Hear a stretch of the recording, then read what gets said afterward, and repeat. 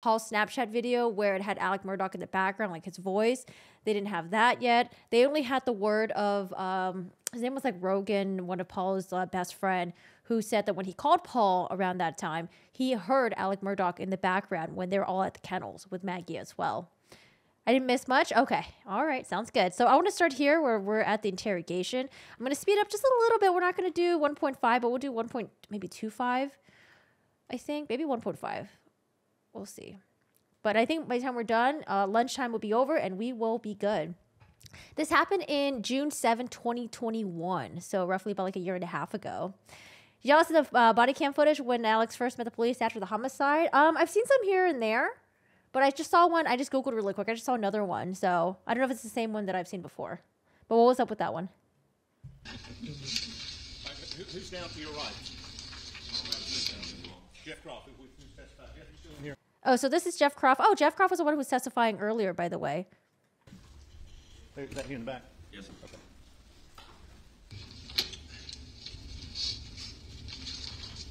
What time is this? It indicates 9:50. The time was incorrect on our recording system, but my notes, my report indicates it was approximately 11:09 a.m. Thank you. I'm sorry, Judge. One of the jurors is requesting something, Judge.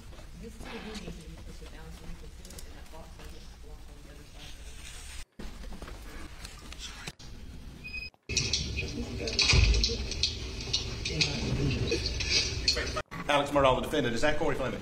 Yes, it is.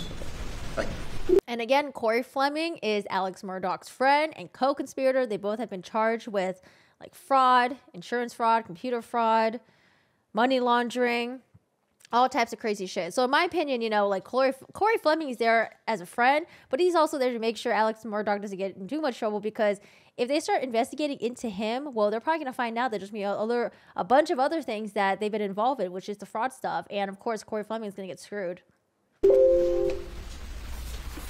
It was brutal at my house last week. Oh, okay. Yes. No, you spell your name with two M's or one?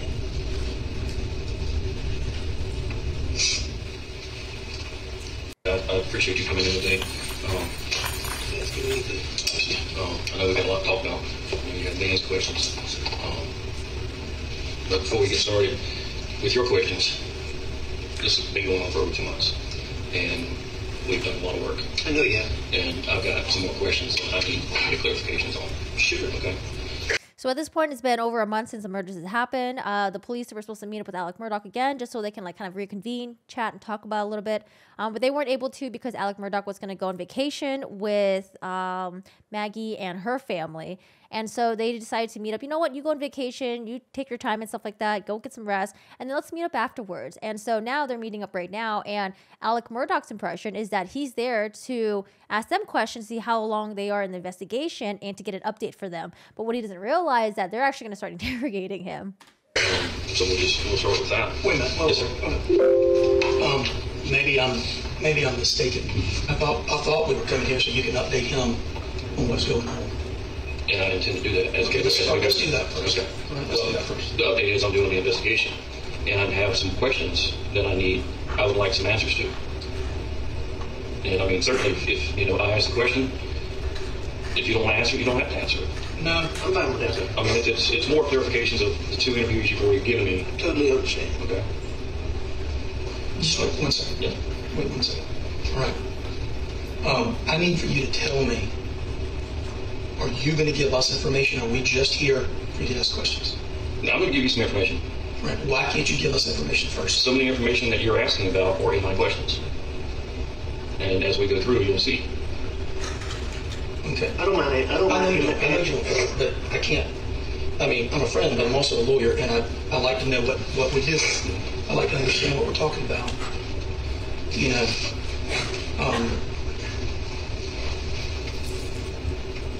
I need you to answer this question. Are you asking him questions to further your investigation, or are you asking him questions because you think that he's a suspect? I need a straight answer. I am asking these questions to further my investigation. All right. Does that mean that you're not asking him these questions as a suspect?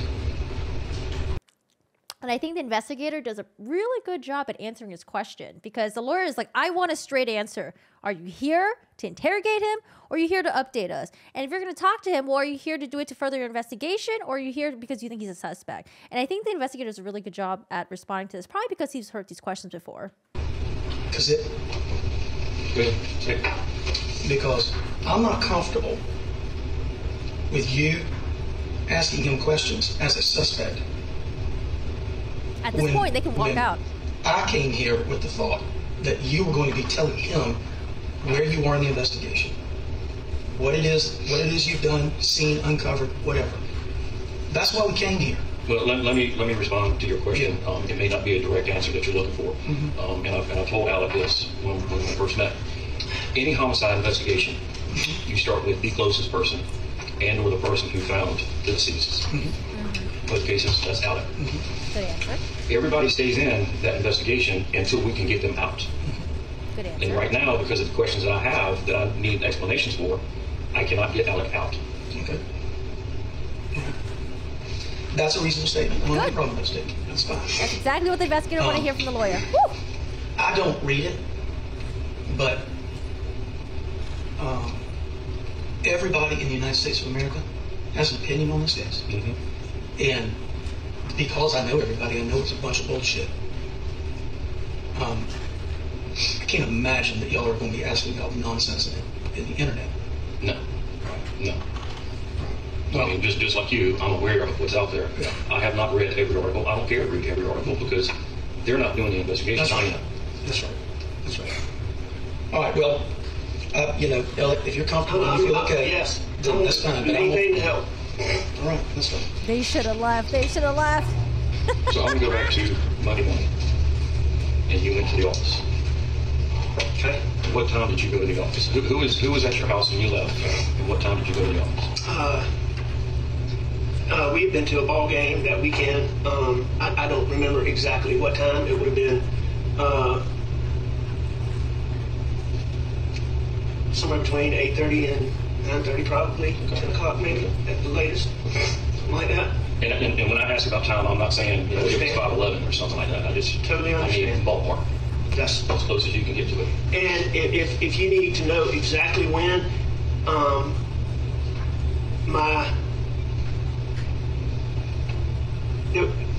there will be a keypad that will tell when exactly I went in my office. Okay. That I can get for you. Okay. Good. So you have a key fob to get in your office? A card. Yes, sir. Okay. Gotcha. A little bit.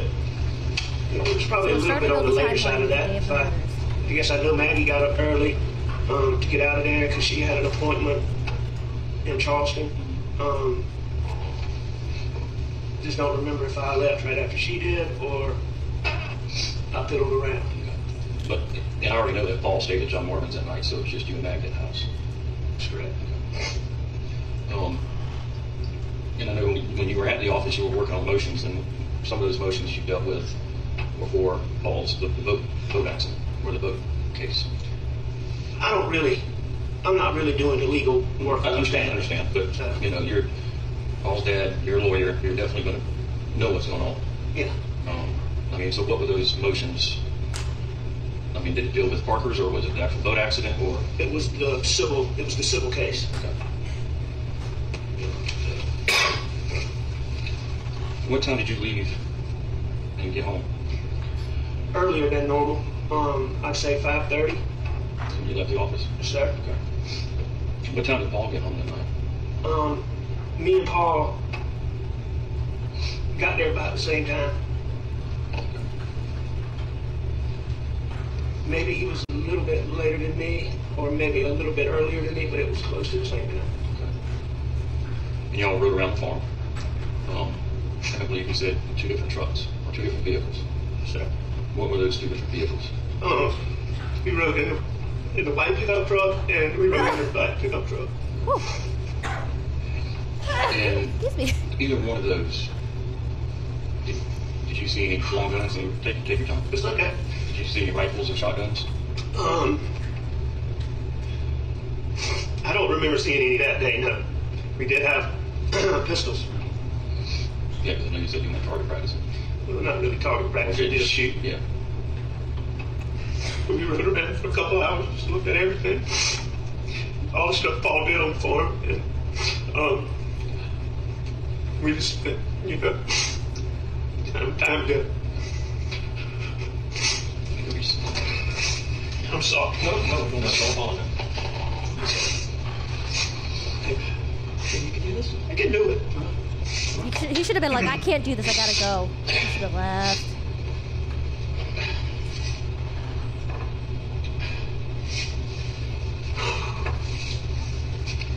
We started out going to look at the sunflowers because he was worried about the sunflowers. That was the first thing we looked at. And we just rode.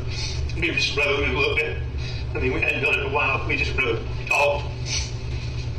And rode tall. What you talk about? Everything, because one of the main things he'd been having trouble, his feet had swelled up, and we were worried about blood pressure and stress on him. And he handled all this stuff so amazingly, but we were just so worried about it. But we talked about that. We talked about the farm. We just talked about everything. Had Paul been seeing a doctor for this feet? No, sir. So y'all trying to get him to go? Trying to get him to go. He was resistant? Yeah, he had been resistant, but much less so after his feet swelled up. He'd been having all kinds of little problems, but much less after his feet swelled up. As parents, I'm sure you and Maggie stayed on him about going out. How did he respond to you? To going out? No, going to the doctor. He did. When y'all talked about it. He's very resistant. Very, very resistant. We talked to him about seeing a doctor. So right now they're talking about how Paul needs to go to the doctor. His feet has been swelling up. They're worried about his blood pressure. But you got to remember the investigators, when they got to the crime scene, they were like, how did Paul and Maggie end up down here? Did they walk here? But now to me, it seems like it wouldn't make sense for Paul to be walking back and forth because it's really far from where the house is and where the kennel was. I think one of the police officers said it looked like it was like 1,000 yards roughly.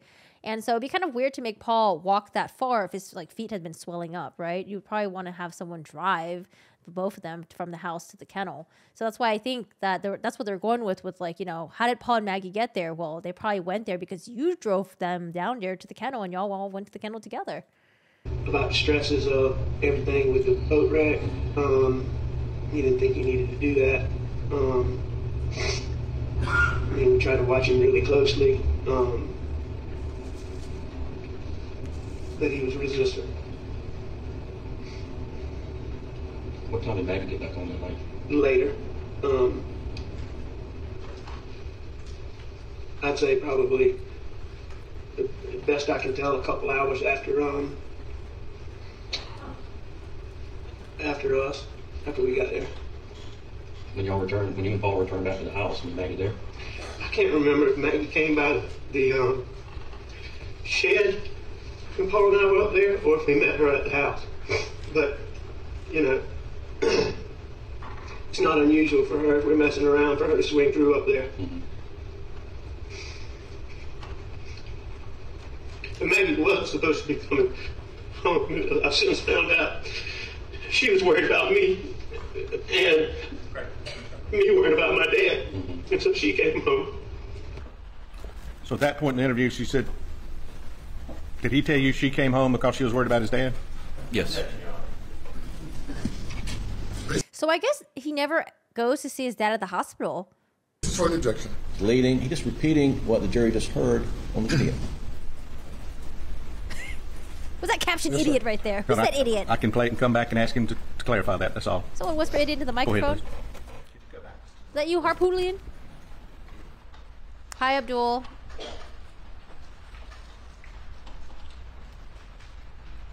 So far, to me, he's looking bad. The man was supposed to be coming. But we'll see what the defense brother I've since found out she was worried about me, and me worried about my dad. Mm-hmm. And so she came home. Where was she going to stay that night? At Edison. We were having work done down there. And I wasn't 100%, but it's pretty well she was going to stay at Edison. So it kind of surprised you that she came back? That didn't totally surprise me. She'd let me know earlier that she was coming home. But then I found out later why she came home. to his concerns for you. Sir, What time did y'all sit down and eat dinner? not too long after that, Blanc had made dinner. And so the three of us ate dinner together. What was the conversation around the dinner table? Normal. Regular stuff. I mean, I can't tell you exactly, but How was Maggie's appointment in Charleston that day? I think it had gone good. We didn't really get a chance to talk about it in detail. She's been having a couple little medical issues. I can't even remember which one. It wasn't anything huge. I can't remember exactly which one she went for. And after dinner, Maggie and Paul went to the kennels, or? You know, I don't know exactly how that went. I stayed on the couch and I dozed off.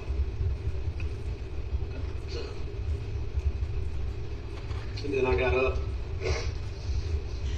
Did you watch TV that night? And this time must be important because they're going to try to ask him, were you at the kennels after, we were at the kennels with Maggie and Paul, and were you at the kennels after dinner, after you took a nap, blah, blah, blah. I know the TV was, I believe the TV was on. But I wasn't watching it, Stop right there, please. I'm not going to repeat that, but this next question regarding a tree video, had you confronted him with that before? No, sir, I had not. Okay, please go ahead. There is a video on Paul's phone of you and him on the farm that night, and you were in khaki pants and a dress shirt. You were playing with a tree. I don't remember playing with a tree. Yeah, I guess there was a tree sapling or something that had fallen over or bending over, and you were trying to get it to stand up. So here's the tree video that he's talking about. I just want to show you guys. Look at his... Yep, No! That's our new authentic stone-fired crust pizza, made with premium Italian ingredients. Okay, there you go. So just take a look at his outfit. He's wearing long khakis, button up, and these look like the Sperry boat shoes, okay, that Miss Michelle was talking about, Miss Shelley. But I mean, the question of that is, when I met you that night, you were in shorts and a t-shirt. At what point in that evening did you change clothes? Yep, because he was wearing a different outfit when the investigators got there. When did you change? Uh-oh. I'm not sure. It would have been... Before dinner or after dinner? No, it would have been... What time of day was that? I would have thought... Uh-oh. Alec Murdaugh is like, oh, shit. Did Paul take a video? Oh, man, I forgot about that. Oh, man, and I was wearing a different outfit? Oh, no, what do I tell them now? Okay, let's see the struggle. I'd already changed. There's not a time. Is he asking you now what time that picture was? Yes, sir. Okay, go ahead. I was down on it because there's so many posts, but I want to say it looks to be about dusk. So that would have been 7:30, 8 o'clock. I guess I changed when I got back to the house. Thanks, Uzai. Earlier when we spoke, then you talked about waking up from your nap and then going to check on your mother. And Thank you for the $2.99. You tried to call Paul, and then you sent Maggie a text that you were going to check on your mother. You also told me that... Okay, I don't know how they... These captions are really messed up. There's a lot of cuss words in here. What's going on? Someone messing with the captions? Maggie didn't normally go with you to check on your mother, but that she might ride that night. Did you go by and check on her? So right now the investigator is talking about, okay, so after you woke up from your nap, you called Maggie a few times, she didn't pick up, you decided to leave the house and go check up on your mother. Now he's kind of like, well, why didn't you bring Maggie with you, or why didn't you check on Maggie? Like, why wouldn't you bring your entire family to go see your mom? Go back check on my mom? Maggie, before you let you go? No, I didn't. With her not responding to you and thinking that she might ride with you, why didn't you?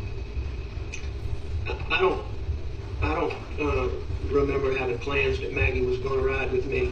But maybe she had told me that she was that night. I don't recall that. I don't remember that specifically, but it wasn't. She didn't normally go with me. I mean, it's not like we had plans that she was going to ride with me, but she was going.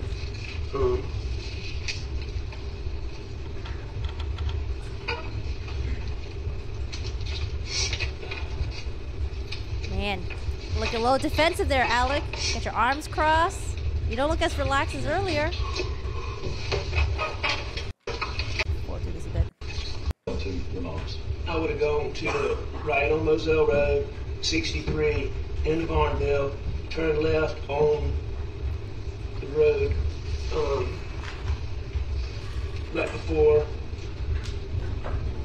278, 601, and then in front of the school, turn right. That's how I believe I went.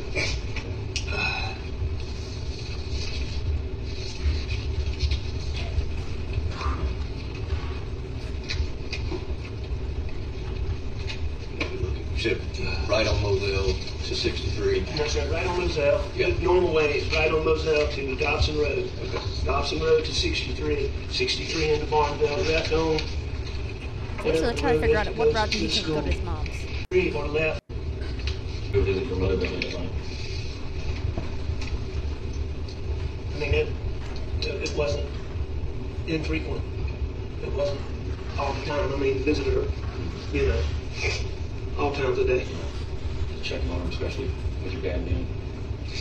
She had been having a particularly, you know, she's got Alzheimer's really bad, or pretty bad. And she had been particularly agitated.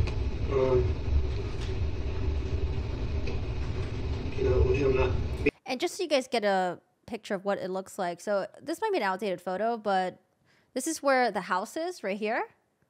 Here's the house right there. And then this is where the kennels would have been, like over here. So that's a pretty long trek right there.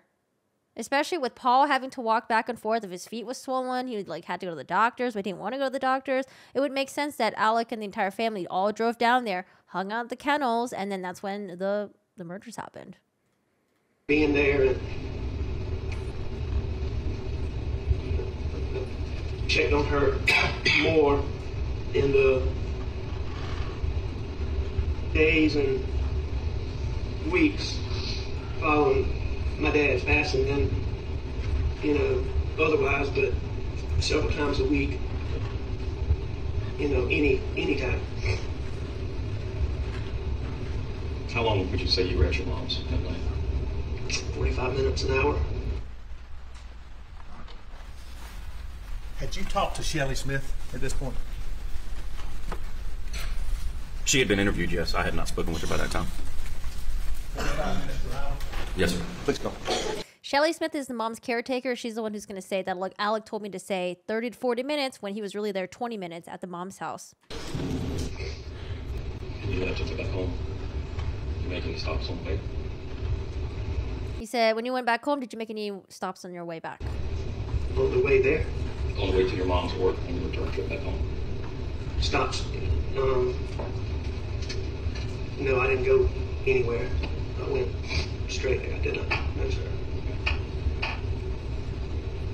And earlier in the day when you were down at the shed in kennels with Paul, did y'all discuss any injuries to any dogs?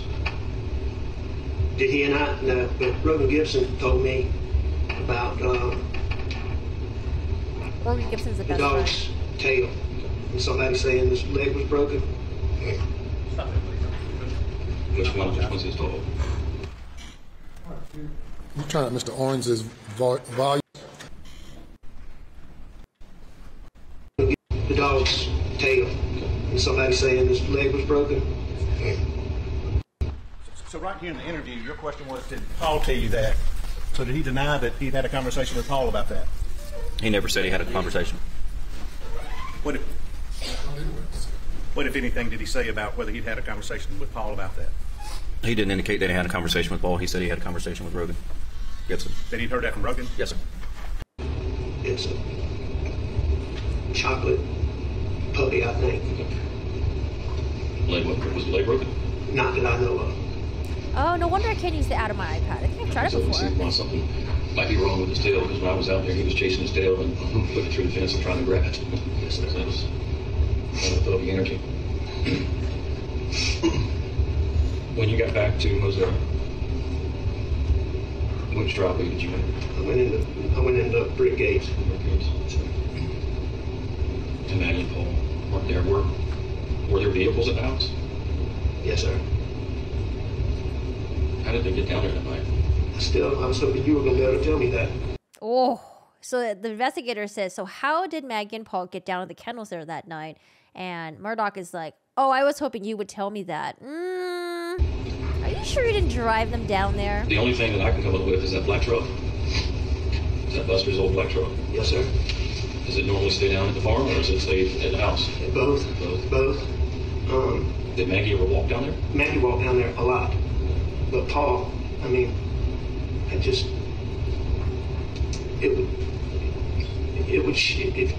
you showed me some proof that Paul walked down there that night, I would be surprised. Absolutely surprised. Well, thinking about Paul's health concerns, do you think Maggie could have gotten him to walk that night? Say, come on, let's walk with me this one time. You know, it's possible, but again, that would be highly, highly unusual. He would have talked to her in the Paul ride. would walk down there. Been highly unusual for him to walk. So when you were at the kennels, you were just down there with Paul. And you left. You went back to the house for dinner. You know, I mean, Paul and I were just knocking around up at the shop, the shed, the kennels, and just the whole property.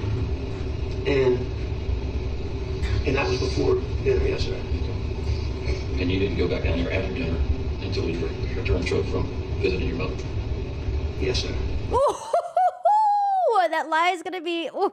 At this point, they don't have the Snapchat video yet.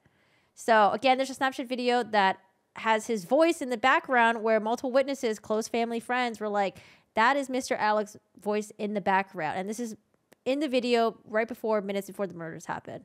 He said he didn't go to the kennels after dinner.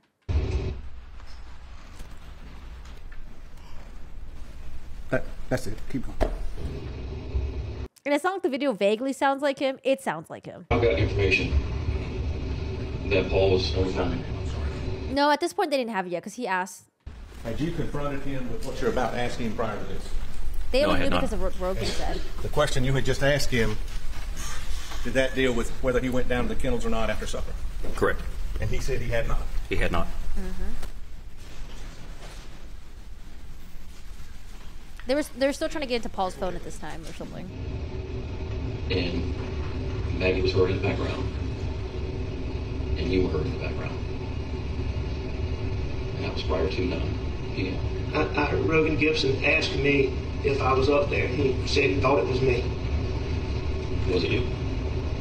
At 9 o'clock? Yes, sir. No, sir. Not if my times were right. Saying Gibson lied. Who do you think it could have been? I have no idea. And Rogan's been around your family for pretty much all his life. Oh, absolutely. And he recognizes your... Again, this is the video. We already played this, but I'm playing it again. Quit, Cash. Come. Quit. That's okay. Come here. It's not bad. Come here, Cash. Shit. Come here. Post it. Cash. Hey, he's got a bird in his mouth. Hey, Bubba. You hear saying Bubba and something else before that. That's a guinea. This is a chicken. Come here, Bubba. Come here, Cash. Come here, Bubba. Cash. That sounds like him. Quit. Oh, man. So he didn't realize his son was making a Snapchat. So at this point, Rogan didn't receive the Snapchat yet because, Paul never made it. But Rogan was on the phone with him just a couple minutes before because they were on the phone together and Paul was like, hey, there's something up with this dog. And they're like, oh, let's FaceTime. FaceTime doesn't work because it's lagging. And so Paul makes his video, but he didn't have a chance to send it to his friend yet. But he posted it on Snapchat. voice, and you have a distinct voice. That's your voice, dude. You think of anybody else that has a voice similar to yours that he may have misinterpreted? Come here, Bubba. No, sir.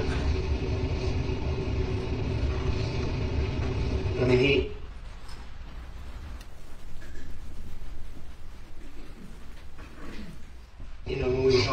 asked me that, so and then he had told me that he thought I was up there.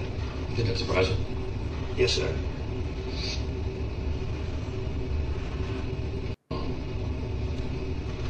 Where were the dogs? They were like they were when Lawrence, I didn't put dogs up. Okay. So they weren't running loose? However they were. Okay. At one point in the 911 call, Make him sit in court? Like you're talking to somebody else or something else. I don't think he's going to go on the witness stand. It'd be a huge mistake if he goes up. I say here? Here, yes, sir. So I think this is the 911 call. I don't know exactly which part of the 911 call, but apparently when he's on the call with 911, he says like here. So it sounds like he's talking to a dog, but I think Alec Murdaugh was saying that like, oh, the dogs weren't roaming around. But I don't know what significance that would provide. I guess we'll see. So the dispatcher was asking you if they're breathing, and you said no.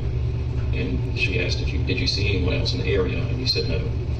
She asked about guns near them, and you said no.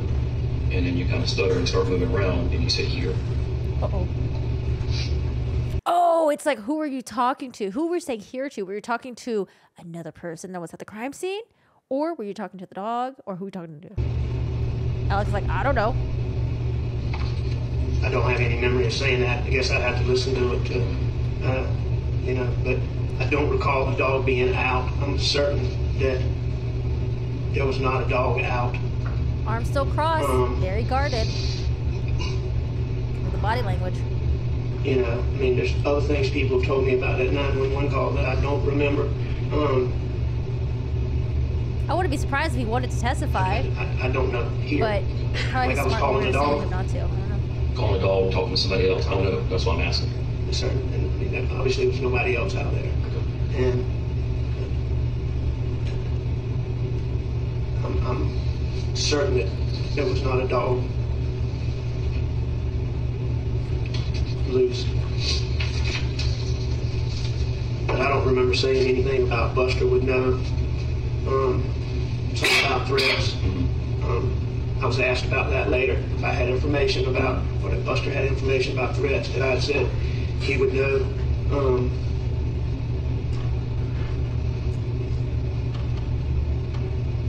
What I heard, it's a small town. I don't know how they were able to find jurors that don't watch the news. Have you learned anything new about any threats against Paul or your family? Nothing really new, no, sir. Outside of things that Randy's told you, or there were just so many things on the internet that, just.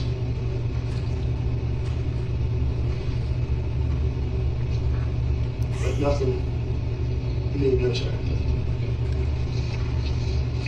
Well, it's offensive there, Alex. So you're in a 911 call, and we also talked about that that night. You returned back to the house to get a shotgun. Yes, sir. Now, this part I thought was going to be really interesting with the bullets. Just listen to the bullets and the type of gun. Where did you enter? The best that I can remember, I went in the side door, and I went straight to the gun cabinet. Were you focused on any particular shotgun, or you just grabbed one? I just grabbed one. Just grabbed one, okay. How do you normally load your shotguns? Listen.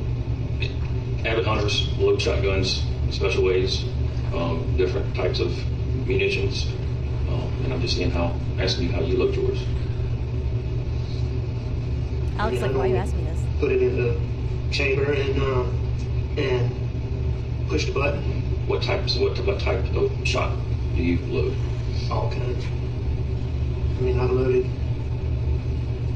birdshot, buckshot, slugs, skeet shot. At the same time? Would you load like a birdshot and Do we have any gun owners or any hunters in the chat? buckshot in the same load? Not normally. Normally you're putting in, a load for whatever you're hunting. Mm-hmm.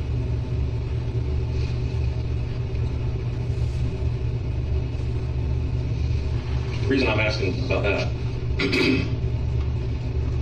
the shot shells that we recovered that night, one was a turkey load, one was a buckshot. I understood that. the shotgun that you had with you that night, there was a birdshot and a buckshot. That's what shot Paul. When Jeff went back the next day, I'm not sure which attorney it was, pointed out that there had been a shotgun laying on the pool table that he had put away, and pointed out that ammunition that was with that, and it was a buckshot and a birdshot.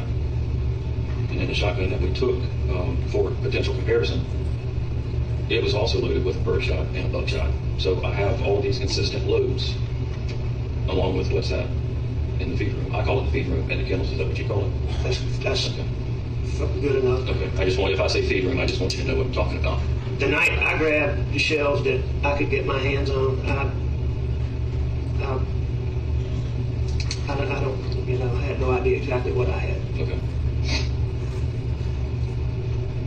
Also, when we talked, so like what Alec Murdaugh was saying too was like, okay, so like typically, you know, depending on what type of like thing I'm hunting and killing, it's going to depend on what kind of ammunition I use. So I either use like buckshot or I use birdshot or whatever else there is, right?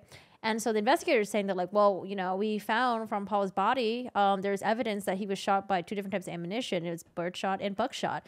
And what's also in coincidence is that the gun that you picked up at the, because like Alec Murdaugh went to the house after the murders, after he called 911 to get a shotgun because he was afraid maybe the person was still on the property and wanted to protect himself. And they found out that the ammunition in that gun was also birdshot and buckshot. And so from what I've heard, sometimes it's like people don't normally mix different types of ammunition in the guns. Sometimes they might, you know, depending on like one example that someone brought up was say, for example, if you like have an intruder to the house, right? You might have like one that's like, you know, like a warning shot. And then if they're still coming onto you, then you have the kill shot. So I don't know. I don't have guns. I don't use guns or anything. I've shot them before, but I don't know what people do when they're hunting and stuff like. Is it normal for people to mix up shots like that?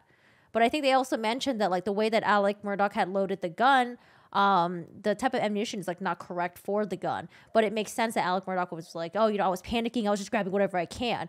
But they're just saying like, oh, it's also interesting that you had the same type of ammunition in the gun that you're holding and also the same shotgun that, you know, killed Paul. I asked you if it was normal to keep guns. Oh, slugshot. Yeah, that was the other one. Guns. Hey, Joe. And you said you had to check. Have you been able to check to see what was missing from your collection? I have. Yes, I know what's missing from what I believe is missing from our guns. Okay. And what are those? There's 3 guns that I think are missing. Okay. And what kind of guns are those? It would be a Benelli shotgun. Also, when guns go missing, Browning you don't have the shotgun, duty to report it missing? Pump shotgun. The Benelli and the Browning, are they pump or autos? The Benelli and the Browning are automatic. And the pump shotgun, what brand is that? I believe it's California, a you have to. What about South Carolina? Are they like standard brown and black, all black, or camo? South Carolina does not require firearm owners to report the loss or theft of a firearm. Why? Says you should, but you don't have to. Black. The Browning is camo, and the pump is camo. Would you have those serial numbers recorded anywhere? I don't have them recorded, but I'm sure. I don't know where the pump. That's true, Richter. Shotgun exactly came from, but I should be able to have the Benelli and the Browning. Okay. Because we don't know if they're stolen or where they are, so I really can't get them entered into NCIC. But go ahead. But I could alert the ATF to where if that gun is run, that there would be an alert on it, and it would get me at least back to the gun and the person that may have had it. Absolutely. So I do here and there, Erica. To get those as soon as possible. Absolutely. You said Benelli's black, Browning camo, and the pump is camo? Yes, sir. Okay. The Browning is a brown camo, and the pump is a green camo. And about the different types of guns you know, I understand also that a 300 was used that night, and I know there's been some. I understand John Bedingfield said he only had 2 of those, one of which was lost 3 a long time ago. But I'm telling you, now I am certain that we replaced that gun. All right. Actually, John knows that he sold Maggie a 3rd gun. Okay. Okay. And the story was that she was supposed to let you know that she paid for it for you to go sign the paperwork. And that never occurred. Okay, so that's why it wasn't a number? Okay. Well, he has the number. He just doesn't have a final sale on the ATF paperwork. Okay, that was replacing the one that Paul lost, yes. That's correct. And both of those 300s, those serial numbers are with the ATF and flagged in the system. So when they pop up, it'll get me to those. Okay. So again, they don't actually have. You know, we talk about the shot shells. So the cartridge casings were 300 blackout cartridge casings that were found by Maggie. There were also cartridge casings found by your house, by the side door to the gun room. They don't know which gun it is. And at the shooting range. You're now asking about shell casings that were found by Maggie. That's Maggie's body, correct? The cartridge casings found by Maggie, yes. Had he ever been confronted with this information prior to right now that you know of? Not that I'm aware of. Okay. Cool. I believe he was, but not by me, I don't think. Found by your house, by the side door to the gun room, and at the shooting range. Okay. And the ones by the house, and some of the ones found at the shooting range, are confirmed matches to the ones found by Maggie. Okay. So, which is another concern. I've got the same load as the shot shells in multiple guns, and 300. I wonder what his lawyer friend that's sitting next to him, what is he thinking right now? Do you think he knew that his friend was guilty, or he actually really thought his friend wasn't guilty, but as he's sitting through this interrogation, he's like, oh shit, I think he is guilty. Blackout that matched ones found on your property. So you now believe that those guns, that Paul's guns were used? Yes. Okay. I'm sweating right now. And missing. And I understand somebody had seen that gun recently, but, you know, and I asked Buster about it. I believe that gun has been gone since back before Christmas. Nolan recalls Paul's first 300 going missing around Halloween at a party at Hampton. Halloween of 2020? When did y'all? I know, they should have left. They shouldn't have gone through this interrogation. But, you know, at this time, it's possible that the friend didn't think that he was guilty. And Alec should have, like, broke down and be like, you know, I can't do this right now. This is too much for me, guys. I have to postpone and just never fucking come back. We do have a Discord. We have a Discord if you want to join. There's a little section that's like true crime trials and stuff like that. So anything related, you're welcome to put it in there as well. But what trial are you talking about? Maybe I don't know it. No. It was whatever Christmas you got it. So 17, Christmas of 17. So it was the Halloween after in 18 is when Nolan believes it was taken out of Paul's truck. There was it would take me a while to find those notes, but Mark Williams or Matt Williams is a family friend. And I may have the name wrong, but there was hundreds of people at this Halloween party. Nolan says adults were there, kids were there. And Nolan knows that the gun was in Paul's truck when they got to the party, and when they went to leave the party, it was gone. So they got their kids' guns for like a Christmas present or something. Okay. Yeah, I knew it had been a while. And then I think in April of 19 is when, April of 18. And Paul had his gun in the car. It was stolen at the Halloween party. Christmas of 16, January 17 is when they did the work. Gotcha.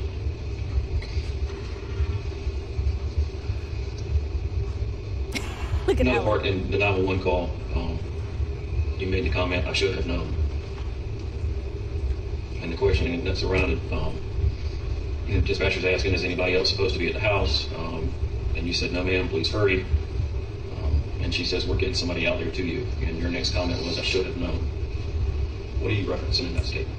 I don't remember saying that, but I guess, all the threats and, I've been convinced it just was something to do with the boat wreck and,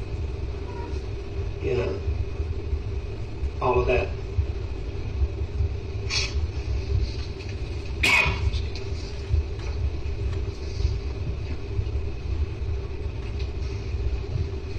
Did Paul ever get physical with you?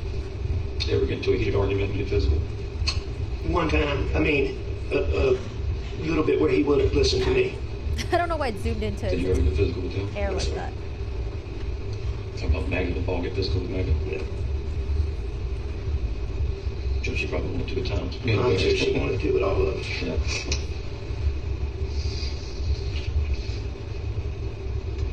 And the one time Paul did that, he had too much to drink. And it was a very isolated incident.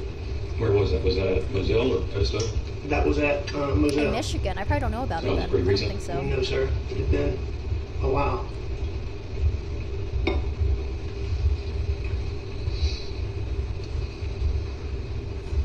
When you turned Paul over Stanley. and his cell phone popped out, Stanley from the dead? and you picked it up, and your statement was something like, I thought about doing something, but then I put it back down.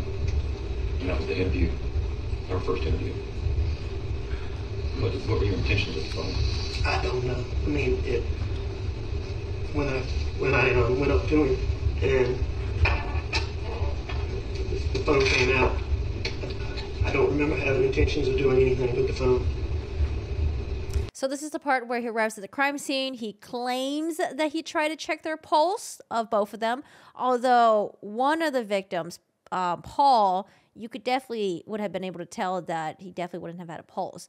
And so they thought that was kind of weird that he tried to check the pulse, one. And then two, if he really did check the pulse, well, if you had to try to flip the body over, there would have been blood on your hands, on your clothes. But people testified saying that his clothes were completely clean.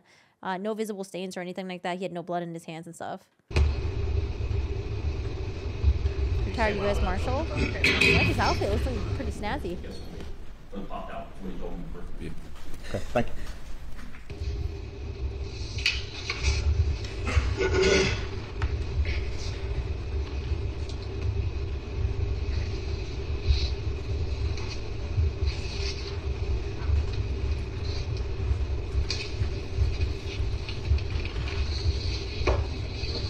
You got anything real quick? Going back when you... Well, it says the first school shooting was in April 9, 1891. I don't know. I Googled it. Y'all ate dinner together. Here's after 1853. Miss Maggie got home and you and Paul got back. It's probably the most famous one that made into a song, maybe. Can you estimate about how long y'all would have been at the dinner table or ate at the dinner table? I mean, it wasn't any long drawn out dinner, you know. Well, so Ray, no, I think you should be devil's advocate. Absolutely. So there was someone that testified. It was one of the police officers, and he said that the way that Paul's body was positioned, it would have been really hard to try to check the pulse of the neck, because like the way that he was shot, like the back of his like skull area was completely like shattered. And so the way he was like positioned, it would have been really hard to check the neck pulse. You would have to try to like move him around a little bit and navigate. So that's what I was thinking too, because if they're face down, then you could just check the neck for the pulse or check the wrist and stuff like that. But he wasn't able to check the wrist because like normal people, that's what they do, right? They check the wrist, they check the neck, right? We don't know any better. And so you couldn't have checked the wrist because his when he fell forward, his body went on top of his arms and his like wrist and hand area. So that was underneath his body. And then when the police officer said, "Oh, if he tried to check the neck, it would have been really hard because the neck wasn't really exposed." But yeah, devil's advocate, definitely.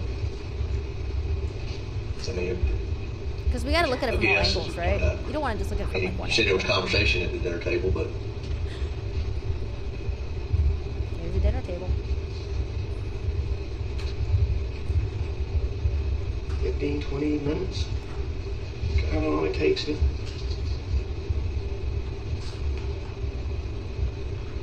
Best guess? Okay.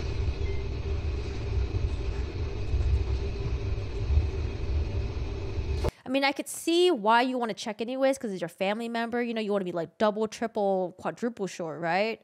But yeah, I don't know. David asked you just earlier about when y'all were riding around the farm, and you said y'all had the pistol in the truck. Y'all had shot a few times, really not target practice, and shot a few times. You said that you had on that. Paul was found face down, not turn over. Yeah, he said he attempted to turn the body, but he didn't, and that's when the cell phone fell out of his pocket, and he took the cell phone and just put it on Paul's back. You didn't see any long guns, rifles, or shotguns in the vehicle. Prior to that, how long prior to that do you recall seeing guns or any guns in that vehicle? I mean, Paul always had guns. Okay. So, I mean, Exactly, Charlie. See, you took a combat lifesaver course. Normal people like us, we don't know any better. We're just like, I don't know, man. Check the wrist, check the neck. Like, I don't know. Check like the heart. Like, that's about it. So we wouldn't have known any better to check anywhere else. And I seriously doubt him. He would have been able to know that. But yeah, he didn't say exactly where he checked the pulse. He just said he tried to check the pulse. He tried to turn the body over. It's very unusual for Paul not to have guns. And when you say gun, is it rifles or shotguns or everything? Both? Okay, yes, sir. His truck that he normally drove, I believe it was the Platinum, went into the shop that Friday prior to. I think Mark Ball went and got some video from Jimmy Butler's that shows Paul dropping the truck off and not removing anything from it. So basically, he would have taken the rifles out at home. Do you know what he did with those rifles? If he would have put them in a different truck, or if he put them in the house, or would he have? So the truck that he drove, where was it parked on that Friday? So where would he have swapped everything out? I'm not sure. I'm not sure where the truck that he drove on Friday.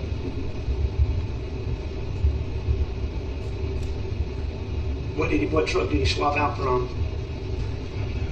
I think when he went to Charleston, Dale said that he helped hook up the boat to one of the white Fords.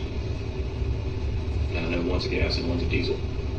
It wouldn't have been the gas truck going to Charleston.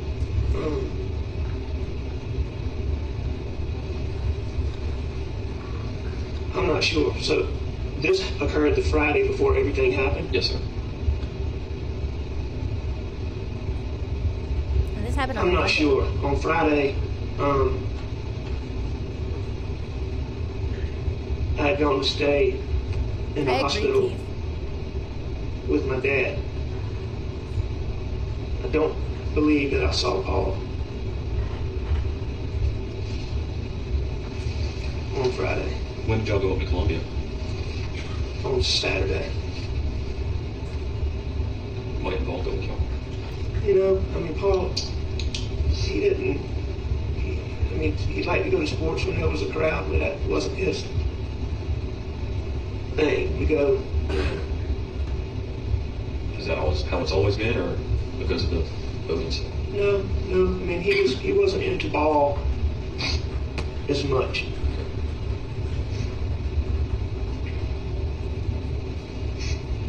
Yeah, at this point, they only had Roken's word that Roken said that he heard him on the phone. One thing that I'm trying to understand is They haven't actually your got timeline. access to Paul's phone yet. You said you probably went to the office 8:30, 9 o'clock, 10 o'clock, and you left early around 5:30. And there's been some other timelines or times that we've talked about and you can't quite remember what times are or what time of day it was. When the dispatcher asked you when was the last time you saw Maggie or talked to Maggie, you said an hour and a half, 2 hours ago. I To me, answered that. You know, a set, without thinking about it, you rattled off that time. We're sitting here trying to figure out a timeline. The question was, you told the dispatcher hour, 2 hours ago? Hour and a half to 2 hours. Hour and a half, 2 hours. What time was the 911 call? 10:06 p.m. Hour and a half, 2 hours prior to that. Yes, sir. Go ahead. Yep, he was like, I haven't seen Maggie for 2 hours. You're having trouble coming up with a specific time. Oh, yeah, that's fair.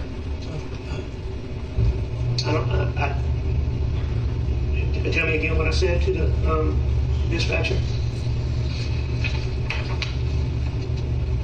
You said an hour and a half ago, probably 2 hours. And what time was that? That was when you were on the phone, and the 911 call was made at 10:06.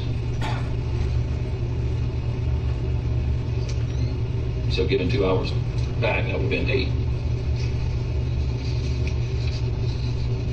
I mean, I think that's probably about right. And so, what do you believe I'm giving you an inconsistent answer? No, I'm just trying to wrap my mind around it when I'm asking you what time you went to the office that day, what time you got home. Can I ask you a question? At this point in the investigation, did you have the video back from Paul's phone showing the dog at the kennels? No, sir, I had not. Nope. Only Only Rogan's word. You're saying 5 to 5:30. I've gotten a card readout from the law firm, and it shows you going in at 5 to 5:30. Going in the door? Yes, sir. And Randy says when he left about 6 o'clock, you were still there. Ooh. So the times aren't matching up. None of the times are matching up, man. I'm just trying to get an understanding of why. I believe I left. That's not the first time I was at my office that day. There were several readings, but your card wouldn't work. Somebody actually had to let you in. Okay. But I've got your card opening the door at the law firm at 5:30. He said he left at 5:30. And then Randy saying he left at 6, you were still there. Maybe he was trying to make it seem like he I'm left. trying to understand. I left the office earlier than I normally did. What's your normal time to leave? I mean, it's not unusual for me to be there till dark. I try to get home when Maggie's home, before dark. She don't like staying out there by herself in the dark. That's right. So, if it was 5:30 or 6, I don't think I was still there at 6 o'clock. But, Oh yeah, definitely Charlie. I just think that he didn't do that. I don't know. And then also, like, I don't know, if you saw your loved ones on the ground, like, I don't know, wouldn't you be like, I feel like you'd be all up in that mess. I know you're not supposed to be touching, you don't want to mess with evidence, a crime scene and all that stuff, but like, I feel like you'd be all up in it, like, oh my God, like, holding your loved ones, hugging them and stuff like that. Like, I don't know. If I was, it wasn't long after that. So,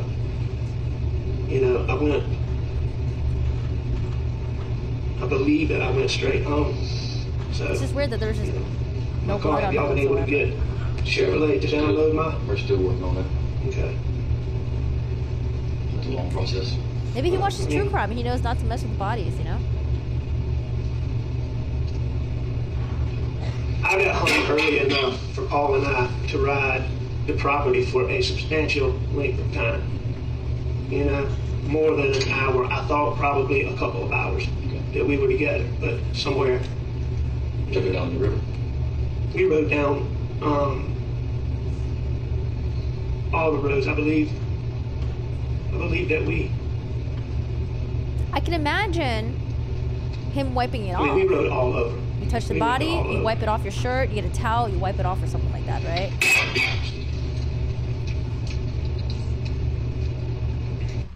But the other crazy thing is that day, he changed his clothes 3 different times.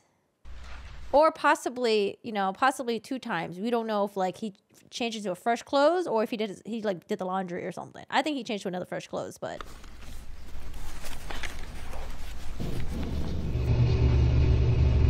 because the video with him and Paul, he was wearing something else. Then later on, my question is trying to get some things cleared up. How about giving you some answers? Well, I do know more than I did, for sure. So, yes, some of those questions have certainly, yes, sir. What other questions do you have then?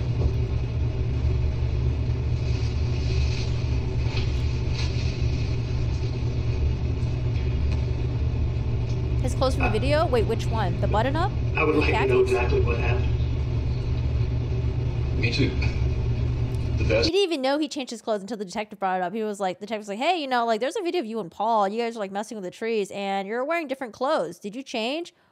Oh, I don't think I did. I guess if I did, what time was that video again? Oh yeah, maybe I changed like around that time and a little bit after. And I've been able to put together. Looks like. Go ahead, I'm sorry. Here's the thing. It's hard to remember things that you've done, right? But the fact that he's getting all the timelines messed up, like, it's very sus. For the simple fact of where he was located. How many times was he shot? Twice.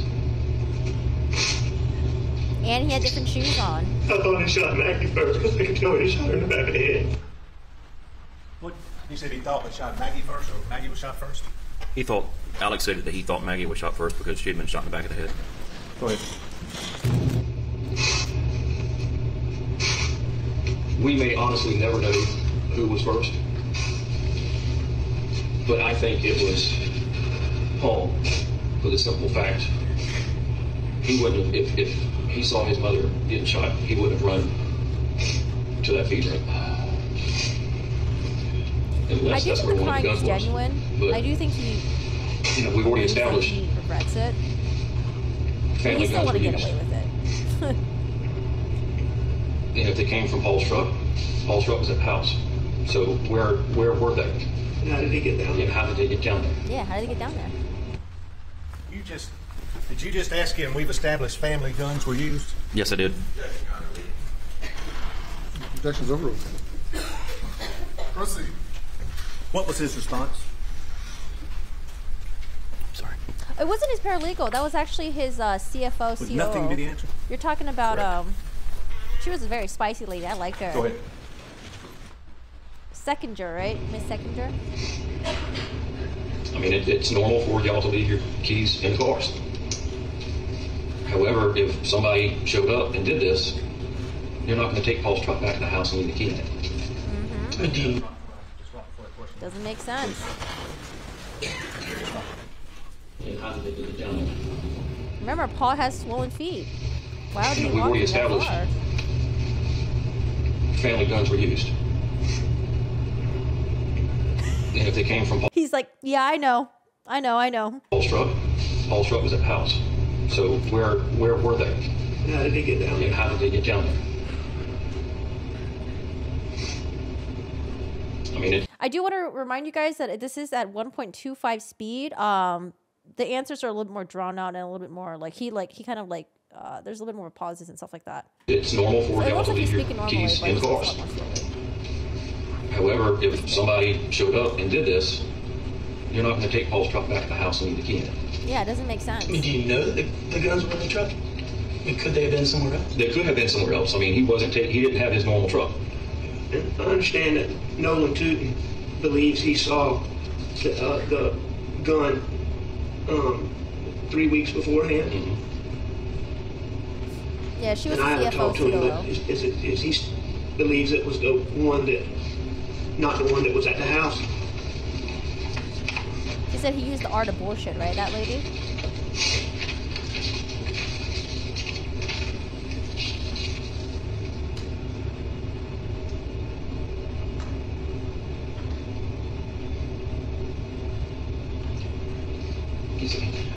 Oh, primary. No, is the last one that Nolan saw. Okay. And HDD, some type of 7mm rifle. Yes, sir. Do you have that one at home? Yes, sir. That's what he saw? That's what he saw.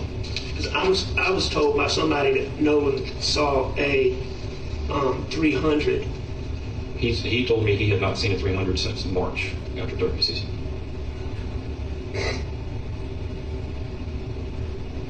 Okay, well, then somebody. But those were the go-to guns, and those are the last ones that he saw. The He said he had- HDD and the. Man, that's tough for people who turn he red had not like seen that. the 300 It's hard since for them to March bluff and during stuff. turkey season. And he definitely saw it during turkey season? Yes.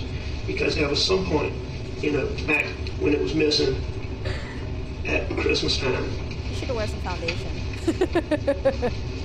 The third one's missing at Christmas time? Yes, sir. That way they won't be able to tell that he's getting nervous or anything like that, you know? Anyway, I don't think he saw it in March. Hell no. I want him to. I think all accused. Did y'all get any kind of forensic of anything that y'all found? That's the best way to find out if they're lying or not. Just the rain and the... I mean, we got plenty of DNA from the scene, but Yeah. it's Nolan's, it's Rogan's, it's Alex, it's Paul's, it's Maggie's, it's Buster's. How about you? Yeah. Hey, can you tell me for sure? Did either one of them live after they were shot first? No. Not long. Okay. The shooting happened very quickly. Very quickly. Is this one person, 2 persons, 3 persons? Oh, they said March. Is that the first time he's ever asked you that? Yes, sir. Ever? That I recall, yes. In the whole investigation at this point? Yes, sir. Go ahead. We got 2 guns. We got 2 different types of ammunition. It's hard to say. It is hard to say. I would say his demeanor in court, his demeanor during interrogation is way better than Amber Heard's demeanor when she was in trial, or not trial, when she was in court. Her demeanor was awful. Horrible body language. Thank you. It does, Heidi. Have y'all been able to get anything involved that might lead to anybody with beef? I haven't seen Blanca's testimony yet. I gotta watch that part. I Let me missed ask a you little this bit of question. Comes from Randy. I feel like I didn't talk to you about this, but it's okay.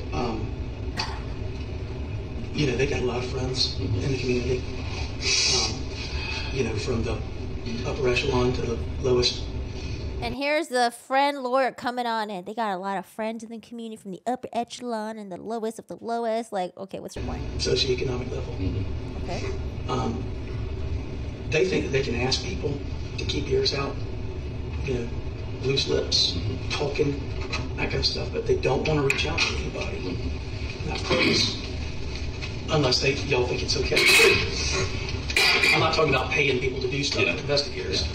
Well, I've talked to Randy about this as well. He posed that question to me. Right. I'm not going to ask anybody in the law firm or anybody in the family, hey, go out and see what you can find and report back to me. Sure. Because then it could be construed as they're working as an agent of the state. Sure. And I understand that completely. You don't even have to explain that. I understand it. So, I mean, I told Randy, I said, I certainly can't stop you from going out. But I wouldn't ask them what they know and then report back to me. Is it live now? Tell them to call me. Tell them to call the tip line we have still set up. No, not yet. Or if you hear somebody talking about it, encourage them to call. Or give me the name and I'll go call them. I hear what you're saying. So, David, we don't have any, not anything substantive that really makes you think, hey, this is good. We, you know, like I said, the only DNA we have are family and close friends. We don't have any fingerprints. He's relaxed now. He's like, oh, they're not interrogating me anymore. Okay, I'm relaxed now. Because before, you know, when he first came in, he was like sitting like this, you know? And then when they interrogated him, he was like sitting like this. It was like sitting like this. Now he's like, oh, I'm relaxed again because they're not interrogating me. We don't have, unfortunately, we don't have any shoe wear or tire wear impressions because it rained that night. I think the detective just wanted to make sure that if they needed to question him again, they don't scare him too much and that he'll be willing to return. Or the cell tower dumps, or, you know, the FBI was out, they were out on your property on Friday riding around trying to get some stuff. I think, like, usually once they have them, like, DNA at the crime scene, like, they have, like, solid proof evidence to them, that's when they start going ham, and that's when they arrest them, right? Unfortunately, all of that takes time. And y'all had to send because his vehicle's new, you had to send that off? Yes, sir. So it's not like when we hire experts to come in and just download it. I think manipulators, they just know they just know how to get what they want from people. You know, I don't think they necessarily have to be smart or anything, or even like emotionally intelligent. They just know how to push people and get them to feel bad, get them to pity them. And God, I have like fucking fruit flies flying everywhere. And just get them to do whatever they want. Like Miss Shelley, how he was like, you know, remember he went to Miss Shelley and he was like, I was at the house for 30 to 40 minutes. And the next day he was like, oh, Miss Shelley, I heard you're getting married. You know what? Weddings can be kind of expensive. You know, let me know if you need help. And Miss Shelley's like, oh, this is like the first time you ever brought up my wedding. Okay, sure. You know, what a nice guy you are. And then afterwards, he was like, oh, you know, Miss Shelley, you know, if you wanted to get a job at the school, I have a hookup. Let me know. So it's just like, you know, I think he was trying to manipulate her into like, okay, you do this for me and I'll set you up later on. I'll make sure you're taken care of and stuff like that. Gross. It's 2021, and they don't have the I was so systems sad when for Miss that. Shelley testified. It seems like such a sweet lady. System, from what I understand. Okay. She does not want to be involved in this mess. Now, I don't know exactly how the OnStar thing works. I know how to control module. I don't know if it's emotionally intelligent. I don't know if they're like an expert at reading and manipulating. They just know how to pressure people and get them to do what they want. But I mean, I think it could go both ways. I think it could just be like, I don't know. I think he could just been like, I mean, is it hard to manipulate people? Do you guys think it's hard to manipulate people? I don't think it's that hard to manipulate people. Kids know how to manipulate their parents sometimes. But we're all contained in the same thing. There are two different systems that we took out. Party going on. The other one is the telemetry system or infotainment system. Yeah.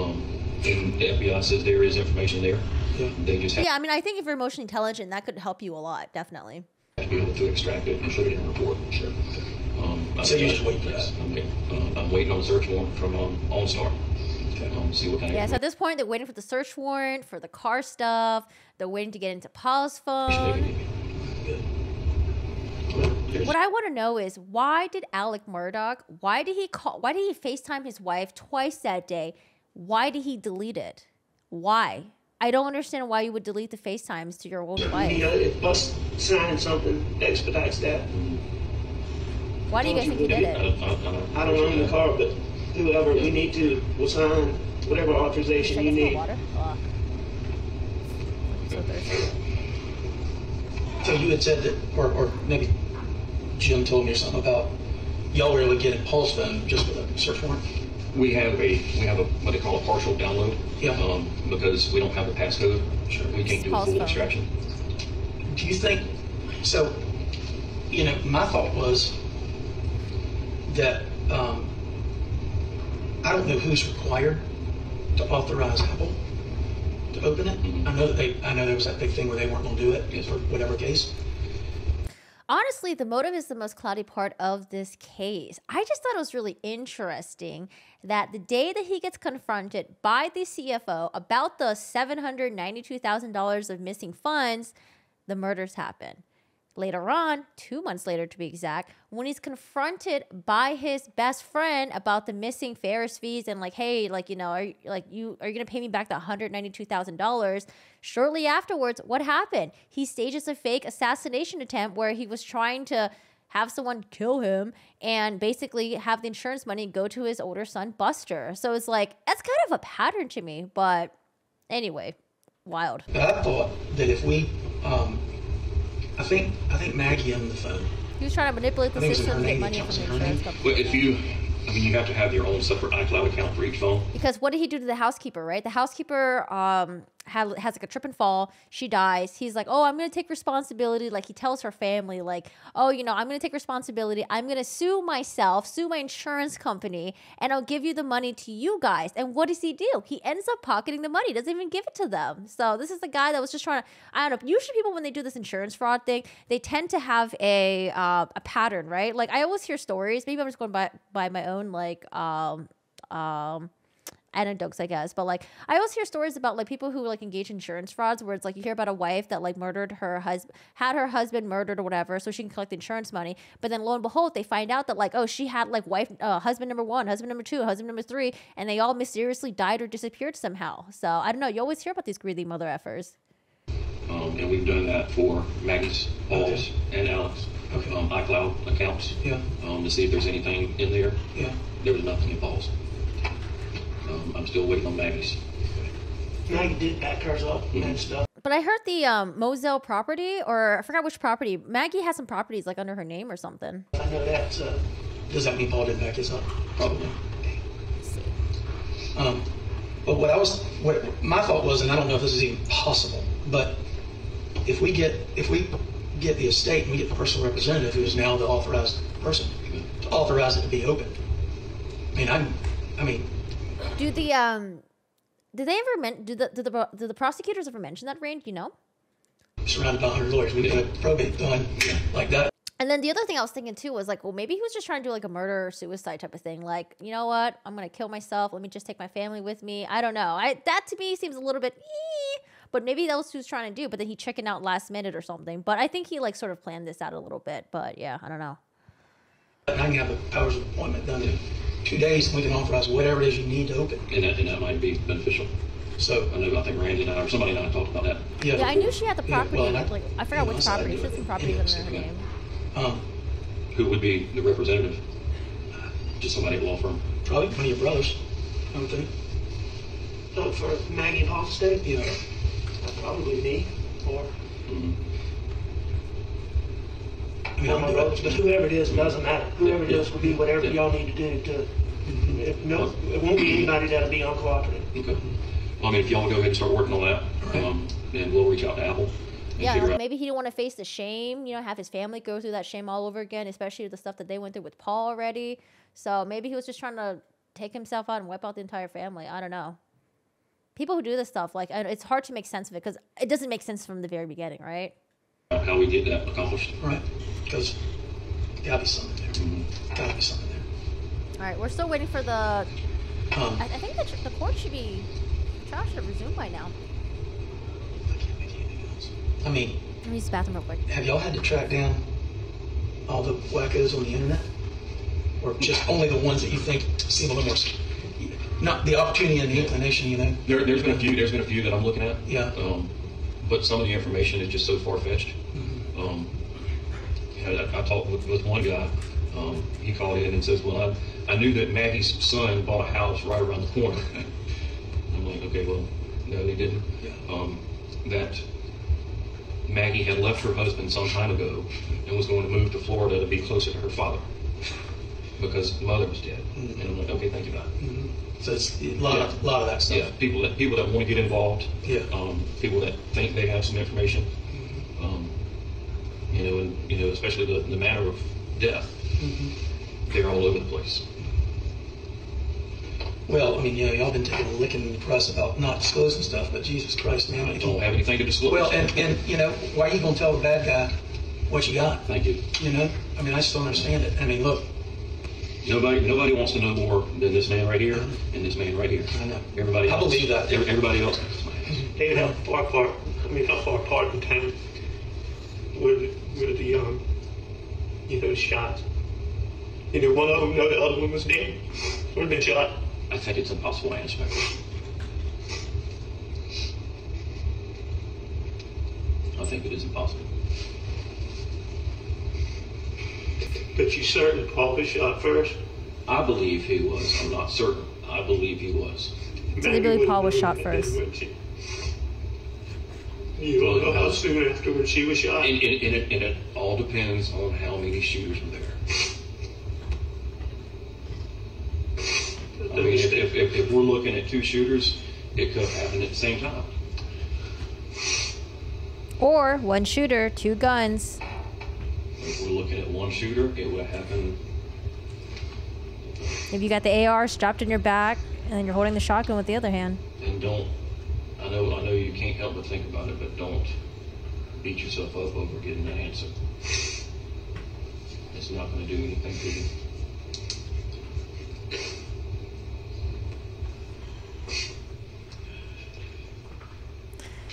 He probably knows, man. When I asked you, now that you talked to me, are you willing to, if some of my family, Maggie's mom and dad or sister, are you willing to talk to them? Yes, sir.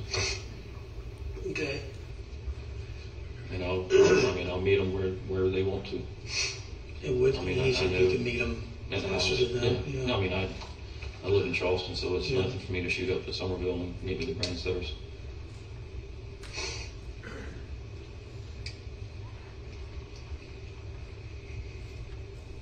Thank you. I know y'all are doing everything you can. And I don't take any personal offense at asking me these questions. I know you got to do what you got to do. Dude, he about to go home and bawl out. Oh, shit, they're on to me. Give any credence to the media, but with the media keep throwing you in there, then you gotta ask the questions. If I can get every bit of evidence possible, that's going to exonerate. When you get my car stuff, that'll help.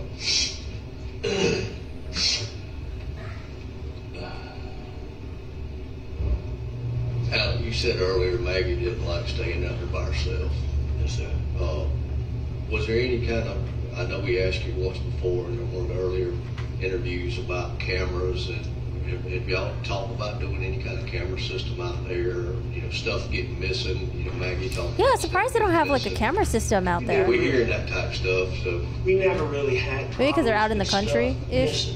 But we still talked about getting, cameras and, doing all of that. But Wait, he said he never really had stuff going missing, but earlier he mentioned that there's a couple guns that went missing.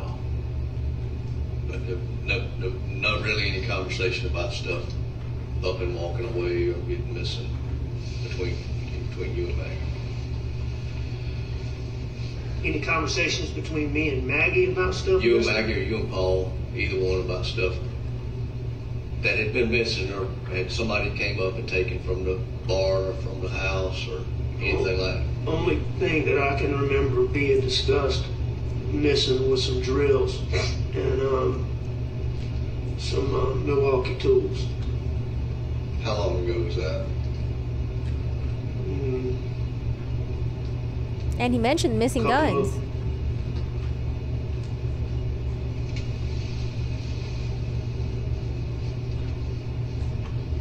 But you know, when your guns go missing, aren't you supposed to report it stolen or no? Is that not part of your responsibility? It was since CD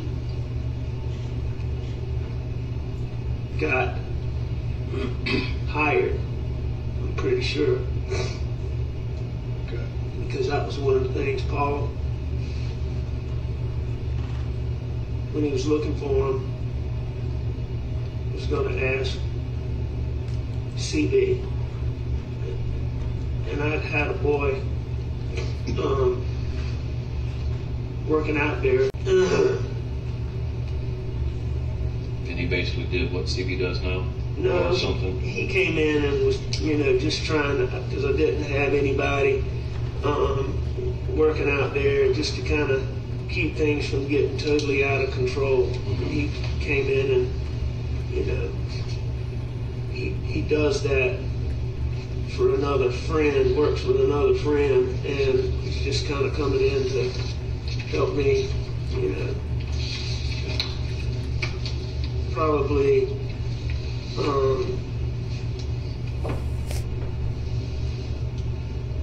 I wonder if he even visited his dad that night. Did anyone ever confirm that? I believe he probably would have been there in the late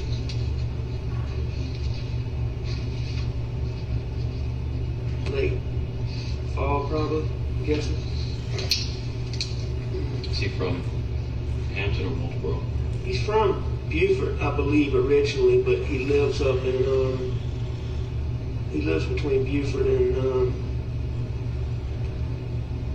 I'm trying to think of the name of the plantation that my friend Barrett Bowler has. That's who he works for. Barrett Bowler? Yeah, Junior.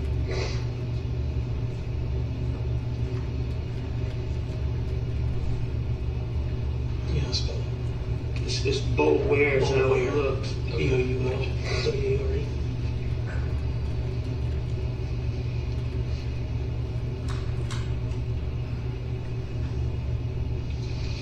Tom Bowler, Tom Bowler. Yes, he was like one of my granddaddy's contemporaries. And now there's a Tom Bowler that's kind of just retired. And they are, I think that's, they're kin, but not super close.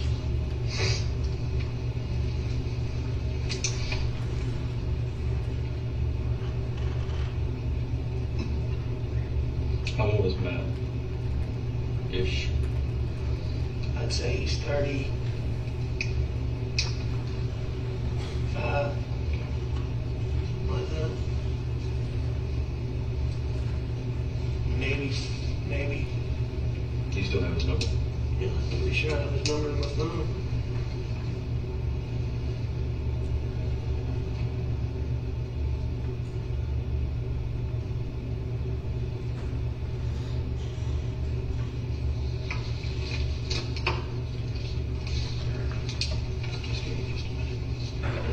Yeah, I'll get it.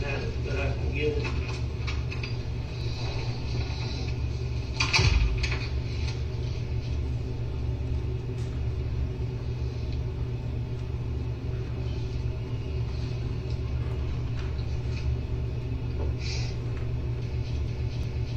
Are we caught up? Yeah, we're caught up. Okay, just want to make sure. Hey Terry, how are you doing today? How's everyone been? If you guys aren't caught up with the case, I made a video last night just like kind of like recapping the trial from day 2 to day 12.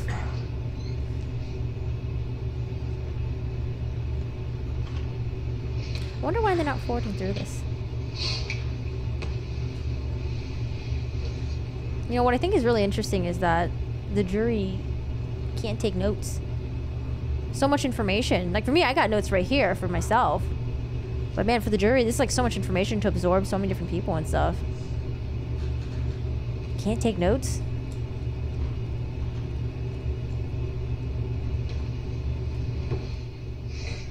I feel like they're gonna be deliberating for a very long time. Where'd you go? I had to step out and use the restroom. Okay, sorry. Go ahead. It's like, is he coming back?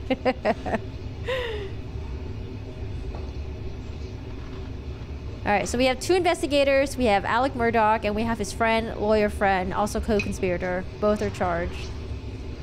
And waiting in the interrogation room while the guy's in the bathroom. Just chilling. They get the transcript though, right? Oh, gosh. But I feel like sometimes like the transcript is not the same thing as like reading body language and how people will respond sometimes, you know? But yeah, I don't know. I don't know what they got. I have no idea. I'm sure when they need access to like evidence or like parts of testimony, they can get like maybe video access or maybe even just like transcripts, but yeah, I don't know. I feel like, oh, how do you not take notes? But like I mentioned, it does make sense though, because when you do take notes, sometimes you're not really paying attention to what's being said. You're more focused on note-taking. But you gotta take notes.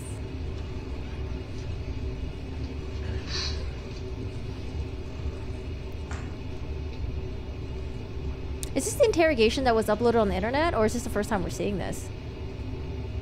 Because I did see another interrogation one. Not the one he's sitting in the car. I could have sworn I saw one where he was like sitting in a...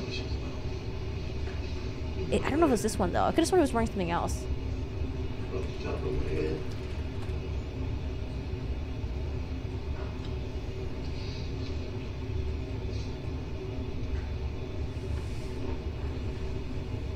The pair of guns that you bought for the Christmas presents, they were matching set, correct? Other than color. All right about that? Yes, sir. They were exactly the same. With thermal night vision and stuff like that. The one that you purchased to replace the lost one, did it have any kind of optics on it? Night vision scope, anything like that? It didn't have a night vision scope. Oh, he's back from the bathroom. When you say jovial, you mean like the crowd, or you're talking about amongst the lawyers and the judge? Hi, Dave. Good morning. He would move scopes around from gun to gun to gun, but I'm not. Oh. Hello, Judge Newman. We love you. You spicy, Judge.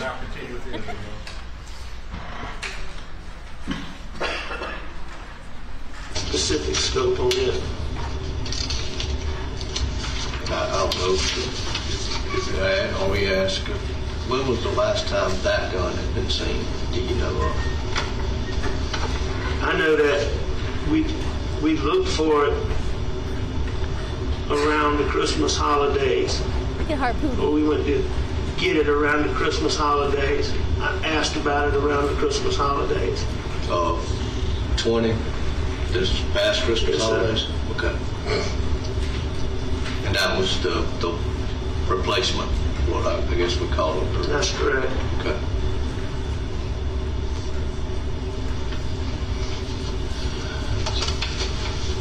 Still trying to figure this out. I cannot exclude the boat incident and those involved. I know that y'all are currently going through the civil portion. How far had that progressed? I mean, were y'all in the talks? Was it breaking down? Can I say something real quick? I know nothing about the any of that stuff, and he's represented by lawyers in that case. I don't think I personally believe he shouldn't be talking about that unless the lawyers he's represented by participate. I don't think it's. I mean, I'm sure that they're happy to do that. He should have brought this up earlier. I don't think that.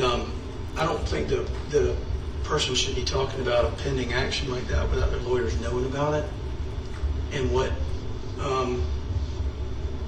because I know nothing about it. I was completely separated from it.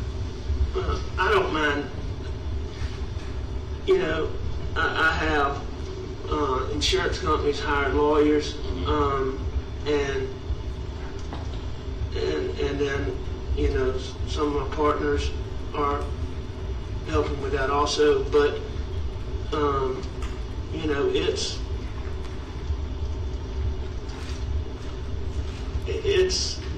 made some progress. It's you know, it's still unresolved, but it's not in its initial stages by any means. Okay. And what I'm getting at with this, you know, it's in progress. I just want to make sure that it's not make sure. Bad word there. You know, did one party say this and y'all countered or something like that, where the other people are pissed off, and now we have somebody out there with more motive because now they're thinking, you know, Paul's going to get away with this. And I mean, I'm not aware of any of those discussions. The only thing that I am aware of is that I've learned that one of the daddies of one of the kids in the boat wreck went to lengths to, or maybe it was his son, I don't know, but I was told that there are people out there that were being told you can't be friends with Paul and the Murdaughs and with us. You got to choose. And that was a dad going out telling. I don't know. Or I don't. It was that dad or that kid going out saying this stuff. I don't know that. I was told by a person who had been told that. It's Nate Tootin is the boy's name. Okay. So is that, you can find out from him. Any kin to Nolan? It's Nolan's younger brother. Okay. It's Nolan's younger brother. So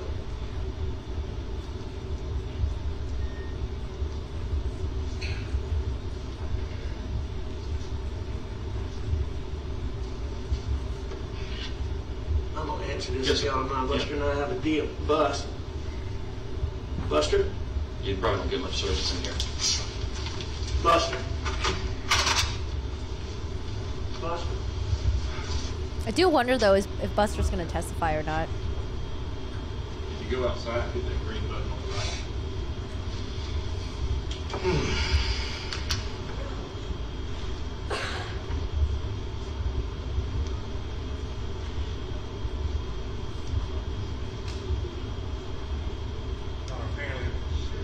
Explain my inability for the time. Apparently there's a period here where we've agreed we'll fast forward, which will pick back up when he comes back in. And the defense has agreed with that, it's my understanding. Yes, please fast forward. And last time the guy went to the bathroom for like 5 minutes. I don't know why we didn't fast forward through that. Thank you. Ooh, what's that noise? Wow.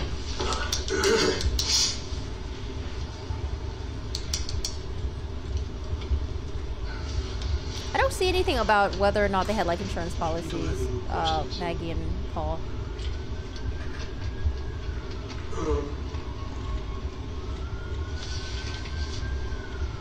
Yo, Bleep. Sup, dude?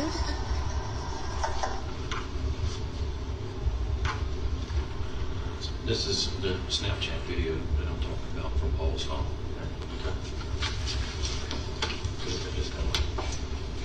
Maggie seems like a sweet lady, though. Okay, she was taking care of him, his family. We were laughing about that because he's laughing because I'd gone to great lengths to try to, that tree got knocked over, and I'd gone to great lengths to try to get it to, you know, be upright. Okay.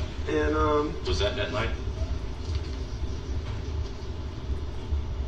Because the friends that we talked to said it was posted that night.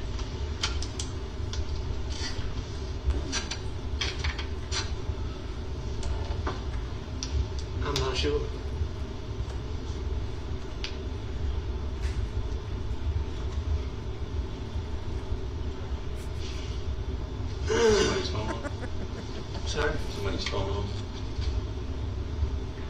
No, it's somebody's phone. I hear like somebody talking in the background. I don't think he wanted his cousin to really kill him. I don't know. Like it was a call that had dropped or something. Marion Proctor? Yeah. She was good on the stand. You see her husband, though? Mr. Proctor? He was like, yeah, that's Alex's voice. 100% confident.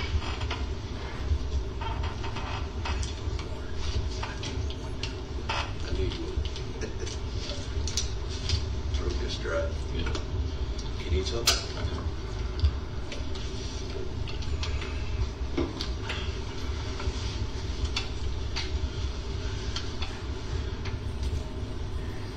Anybody from the boat or their family That's what I'm thinking, Joe. I think he just that wanted sympathy. you've heard or know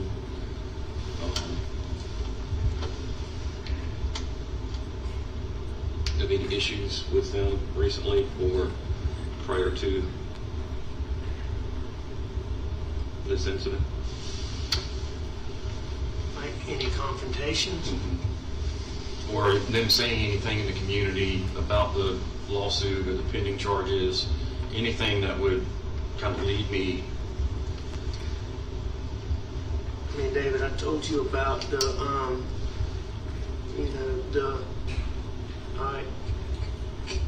Kenya, Treehorn, a month or so, maybe 6 weeks before this happened, called me, just all out of sorts, and told me, I told you about this, yes, sir. right? We've interviewed her, yes, sir. So, I mean, she said she'd heard it from 2 different places that family from the boat wreck was, it was over the top that I really didn't, pay it a bunch of attention.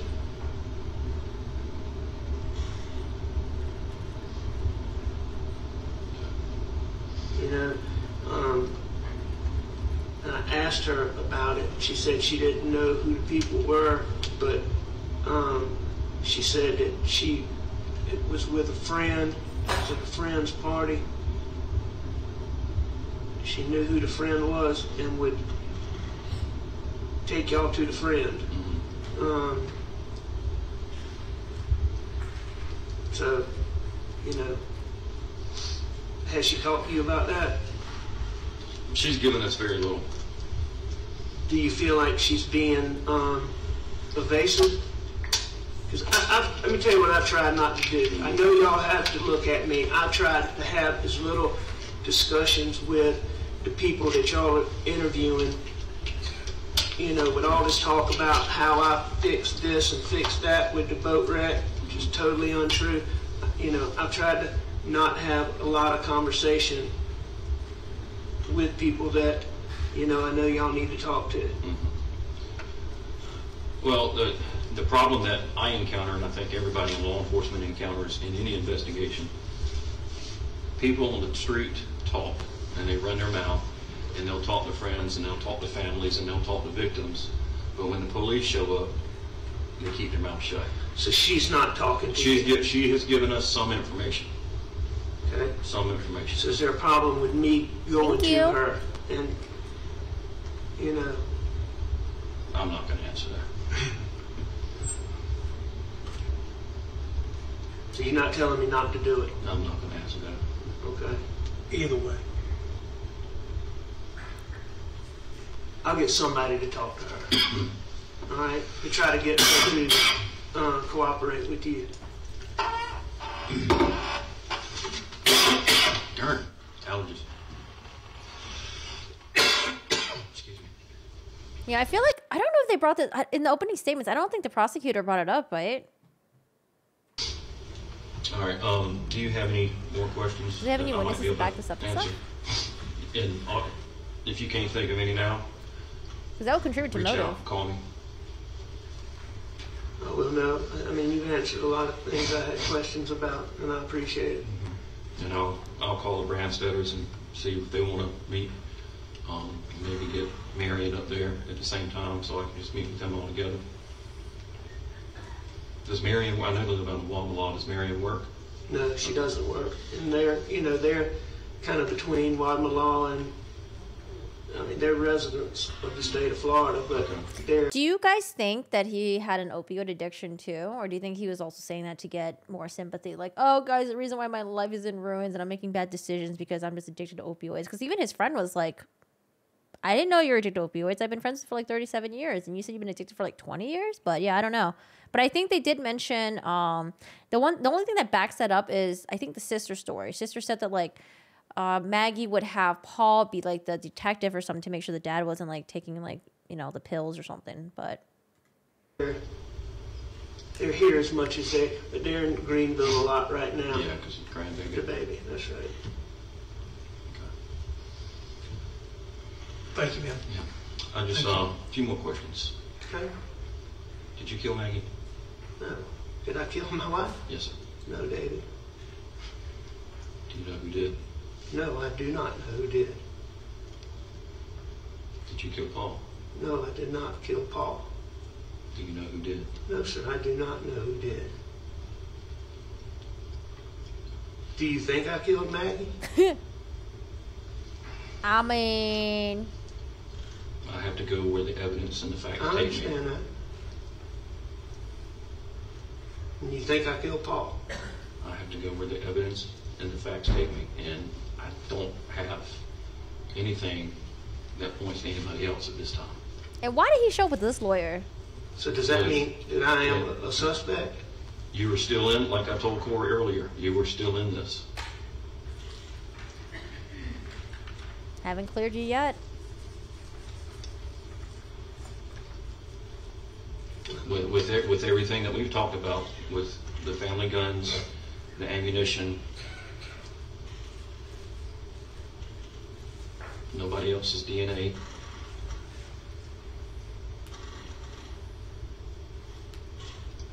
I have to put my beliefs aside and go with the facts.